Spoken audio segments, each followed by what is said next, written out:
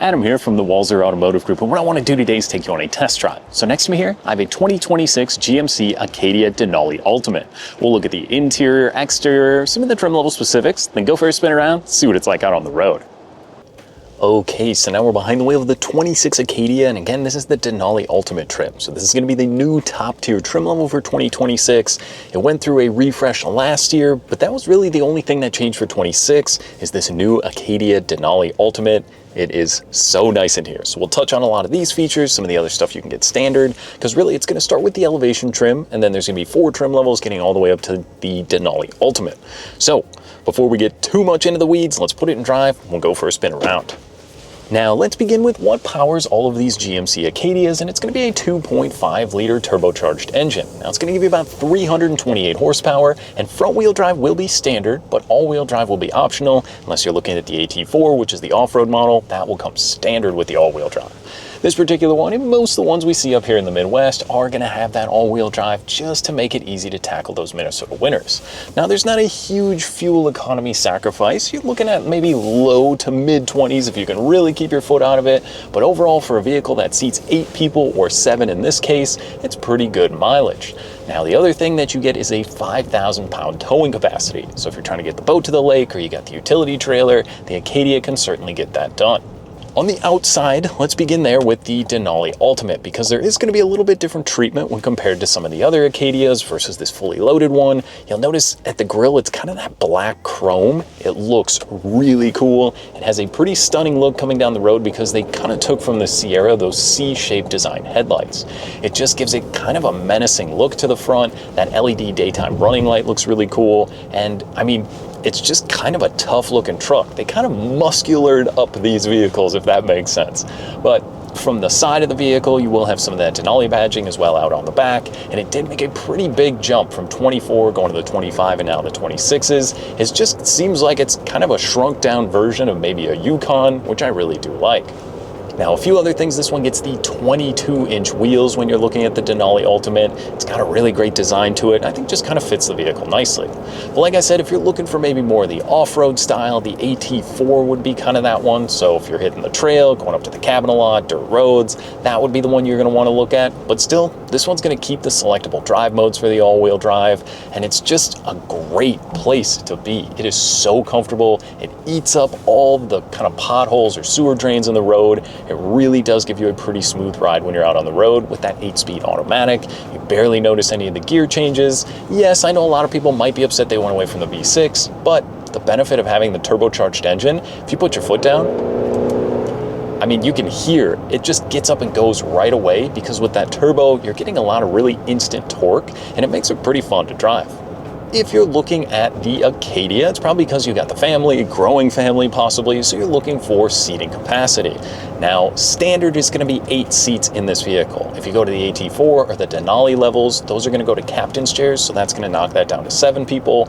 But man, is there a lot of room in that second row. I was blown away at just how comfortable. You can actually slide that second row forward and back. So if the third row needs a little bit of extra room, I was actually able at 6'1" to crawl into that third row. And typically I'm a little cramped for space, so I like maybe a Yukon or the larger Suburbans when I'm looking at a third row SUV. But this one was surprising just how much room you get and how comfortable the materials are in this vehicle. Now in the third row, there's going to be cup holders as well as USB-C charging back there. So if you got the kiddos, their friends are back there, everybody is going to be happy and comfortable when you're on the move.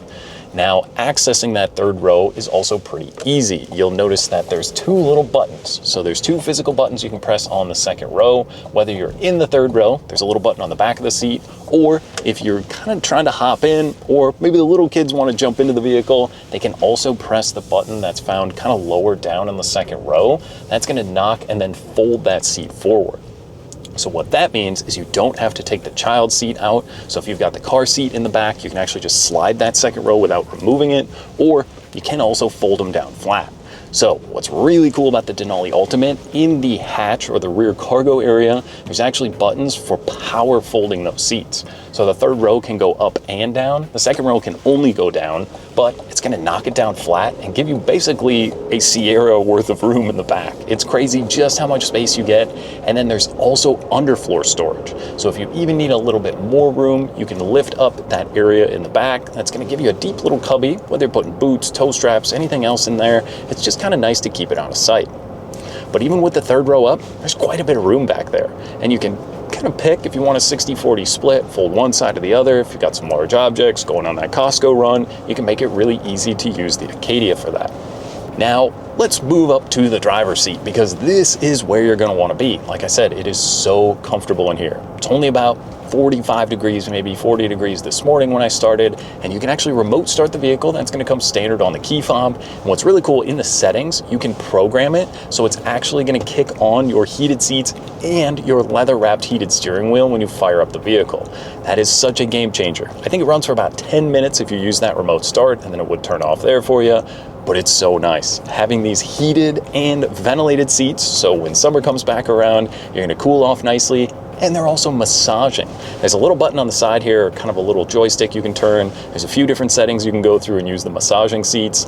It sounds like one of those gimmicky things until you have it and you're on a road trip. It is so great to have, and these seats are extremely comfortable. Not only that, but you also get the lumbar controls. It's gonna be power for the driver and the passenger, and they look super cool. You've got kind of the topography of the Denali mountain range that runs through the vehicle. It's on the door cards, on the seats. The stitching is just beautiful in here. I mean, the treatment throughout the vehicle is very impressive, but you know, it should be because it is the top of the line trim. As it is expected, it does work very nicely throughout the vehicle. Now, let's get on to some of the infotainment stuff. So I've got my phone in here as we always do, but I've got it down here on the wireless charging pad, so I'm not messing with it because we've got wireless Apple CarPlay as well as Android Auto. Now, what's really convenient about that, it's a 15-inch display.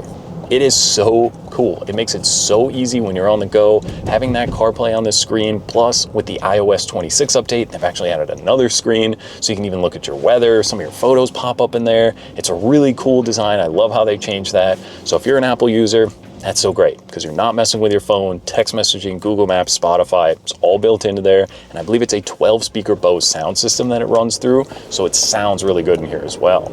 Now on the screen, there's about a million other things you can do. There's Google Assistant built in, so I can click the button and say, Walser, Buick, GMC, Bloomington. It will pull up directions, give me turn by turn, not only on that screen, but also onto my digital gauge cluster.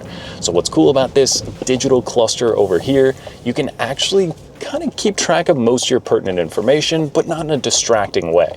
There's some of your safety things like the adaptive cruise control would be in there, so you can set the 3, 2, 1 car length distance ahead of you, and you can also just go through and have the maps pulled up. So if you want to see what's going on, that's cool. It will also play your music if you've got your CarPlay hooked up. Just a convenient little screen that's not overcomplicated. Then you also get a heads-up display. So that's showing me I'm going 34 miles an hour in a 35-mile-an-hour speed limit zone. It'll also show you some of your cruise control stuff. That's pretty cool, and just in one of those little nice added safety features. Obviously, if you and your family are in the vehicle, safety is going to be very important, and this comes with pretty much the full gambit of safety technology and all that good stuff. Plus, now you can add Super Cruise to any one of these GMC vehicles. If that's something you haven't used before, it's sort of like a hands-free driving. You can do a whole nother video on how it works and all the good stuff that comes with it, but just know, if you're doing a lot of highway miles or even city miles, that's a pretty cool and convenient feature. Now, this will also get a dual zone climate control and the backup camera in here, so we have to touch on that. So like I said, if you're towing the boat, you can actually program in a trailer. It will give you a kind of lights check. There's a bunch of different stuff you can do with that. Similar if you've spent any time in the Sierra, just making it really easy if you don't tow a lot to make sure you're familiar what's going on. Now there is also auto park assist. So this is a little bit of a larger vehicle. Yes, it's not a full Yukon or anything like that, but park assist is pretty cool. It can help you get in or out of a spot. So maybe you're not the best at parallel parking. The vehicle can actually help you out with it that way. It's a pretty cool safety feature and something I could see using quite a bit. But then, I mean, just the ride and drive. The 8-speed is so smooth out on the road. Like I said, I thought I would miss the V6 a little bit when you hop into these new turbocharged motors, but you don't really notice it.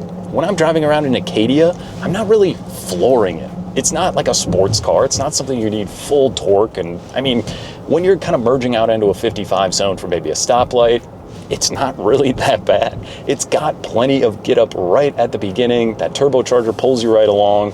And I think I'd rather have the better fuel economy anyways. But it's so smooth, quiet, and just comfortable on the road. The suspension is so finely tuned in on these vehicles at this point that, like, I mean, here I'm hitting the sewer drains and divots.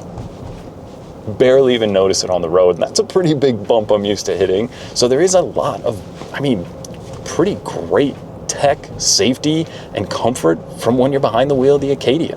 If you've got the family in here, they're all gonna be comfortable. There's charging, there's a household plug in the second row. Those are also heated seats from the second row. Even if you're going out on date night, 4 adults are gonna be easily comfortable in this vehicle. I mean, there's just a lot to like here. Now we do have to touch on price. So MSRP on this particular one, loaded up with the sterling metallic silver, which is an added cost as well. This one's gonna come in around the $67,000 or $68,000 price point. So yes, I get it, it is expensive, but you are getting a luxurious amount of equipment, technology, and style, even things down to like the digital rear view mirror. If you've packed it all up for a cabin trip, you can't see out the rear window, you can flip this, get a digital view out of the back. Like I said, the backup camera with the full 360 view is so cool as well. I mean, there's just a lot of good stuff on these vehicles, and I think if you're in the market for a third row SUV, competition is pretty stiff. There's a lot of really great third row SUVs right now, but I think the Acadia, especially in the Denali Ultimate, is one to add to the list to come out, take for a spin, and see what you think. Now that was just a quick look and drive at the 26 GMC Acadia. Now if you have any other questions or you'd like to schedule a test drive, you can visit us online at walser.com or stop by anytime. We'd be more than happy to help. Thanks again for watching.